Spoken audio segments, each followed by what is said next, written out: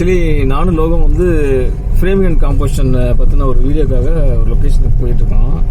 செம்மையான லொக்கேஷனில் லோகம் கூப்பிட்டு வந்திருக்காப்புல. அது வீடியோ பண்ணி போட்ட பிறகு அது எப்படின்னு தெரியும். அருமையான லொக்கேஷன் அது. எப்படி தான் அவர் இங்கே தான் இருக்கார். அவருக்கெல்லாம் வந்து ஒரு லக்கியஸ்ட்டு வீடியோ பார்க்கணும்.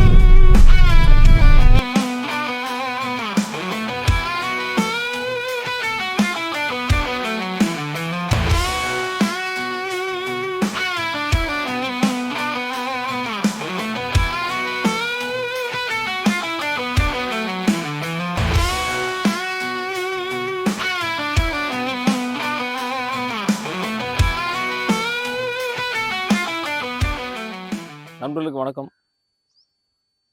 இன்றைக்கி வந்து நம்ம ஃப்ரேமிங் அண்ட் காம்போசிஷன் சம்மந்தமான சில விஷயங்களை பேச போகிறோம்.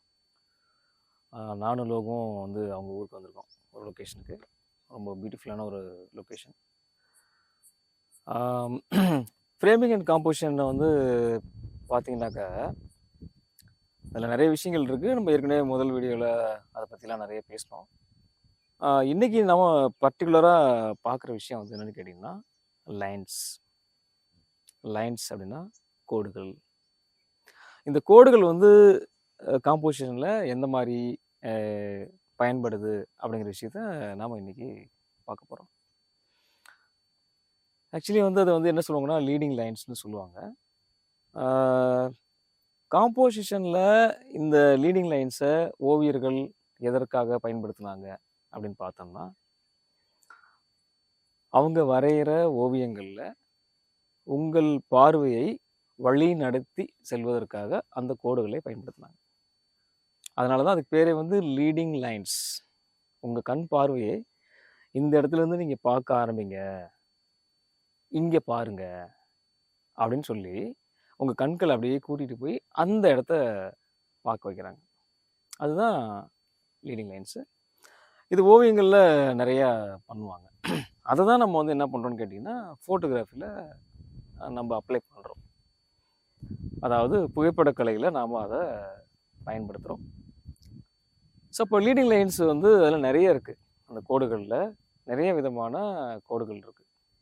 அதாவது கிடைமட்ட கோடுகள், ஹரிசாண்டல் லைன்ஸு, செங்குத்து கோடுகள், வெர்டிக்கல் லைன்ஸு, அதுக்கப்புறம் டயகோனல் லைன்ஸ், இந்த கிராஸாக ஒரு 45 டிகிரி டயகோனல் லைன்ஸு, அப்புறமா எஸ் வடிவத்தில் இருக்கக்கூடிய லைன்ஸு, இப்படி நிறையா லைன்ஸ் இருக்குது.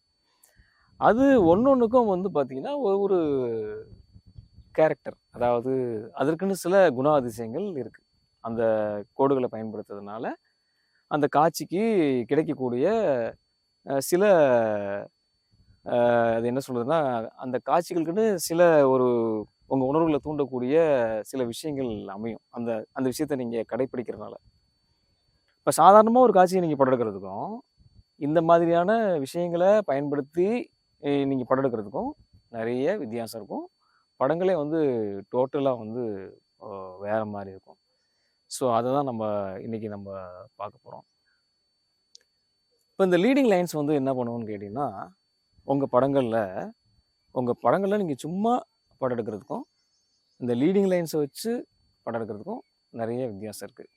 இந்த லீடிங் லைன்ஸ் வந்து என்ன பண்ணும், ஓவியர்கள் வந்து ஓவியங்கள் எப்படி பயன்படுத்தினாங்களோ அதே போல் புகைப்படக்கலையில் நீங்கள் இந்த கோடுகளை பயன்படுத்துவதன் மூலமாக உங்கள் சப்ஜெக்டை நீங்கள் வந்து ஒரு தனி அட்டென்ஷன் கொடுக்குறீங்க. பார்வையாளர்களுக்கு ஒரு ஈர்ப்பை நீங்கள் கொடுக்குறீங்க. நீங்கள் எந்த காட்சியை பதிவு செய்கிறீங்களோ அந்த காட்சி மேலே ஒரு ஈர்ப்பை நீங்கள் கொடுக்குறீங்க. அந்த கோடுகளின் மூலமாக உங்கள் பார்வையாளர்களின் கண்களை பயணிக்க வைத்து அந்த பிரதான காட்சியின் மேலே நீங்கள் அவங்க பார்வையை குவிக்கிறீங்க. அது ஒரு அற்புதமான ஒரு அனுபவமாக இருக்கும்.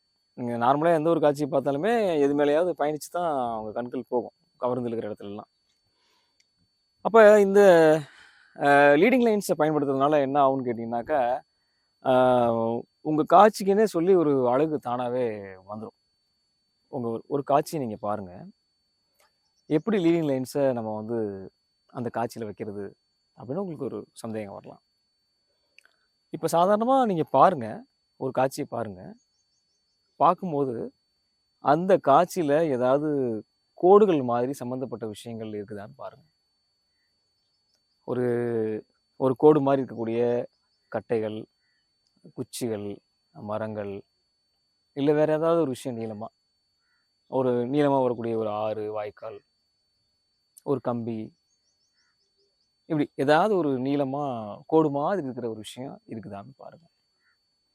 அந்த மாதிரி ஏதாவது ஒரு விஷயம் இருந்துச்சுன்னா அந்த கோட்டை உங்கள் படத்தில் இருக்கிற மாதிரி நீங்கள் பார்த்துக்கோங்க. அந்த கோடு நேராக இருக்கலாம், வெர்டிகலாக இருக்கலாம், கிடைமட்டமாக இருக்கலாம், டயகோனலாக இருக்கலாம். இந்த மாதிரி கோடுகள் வந்து உங்களுடைய காட்சியில் இடம்பெறலாம். அதுக்கு நீங்கள் என்ன பண்ணணும்னு கேட்டிங்கன்னா, உங்கள் கேமரா எடுத்துகிட்டு அந்த கோடு எங்கே வருதுன்னு பார்த்துட்டு நீங்கள் உங்களோட இடத்தை மாற்றி மாற்றி அமைத்துக் கொள்வதன் மூலமாக அந்த கோடு எப்படிலாம் வேணுமோ அப்படிலாம் நீங்கள் உங்கள் படத்தில் நீங்கள் வர வைக்கலாம். ஸோ இதுதான் வந்து கோடுகளை நம்ம வந்து பயன்படுத்துகிற விதம். இதற்கு நிறைய உதாரணங்கள் இருக்குது. இது பொதுவாக வந்து பார்த்திங்கன்னா சாலைகள், பாலங்கள், மரங்கள், ஆறுகள், நீர்நிலைகள் போகக்கூடிய இடங்கள், இந்த மாதிரியான இடங்களில் இந்த கோடுகளை வந்து நீங்கள் அதிகமாக நீங்கள் பார்க்கலாம்.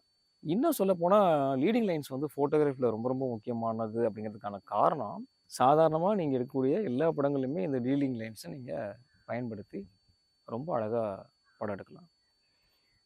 அதை நம்ம ப்ராக்டிக்கலாக நிறைய விஷயங்கள் செஞ்சு பார்க்கலாம்.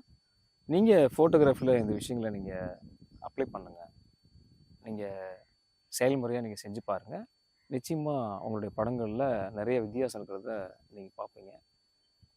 நம்ம தொடர்ந்து பேசலாம். நன்றி.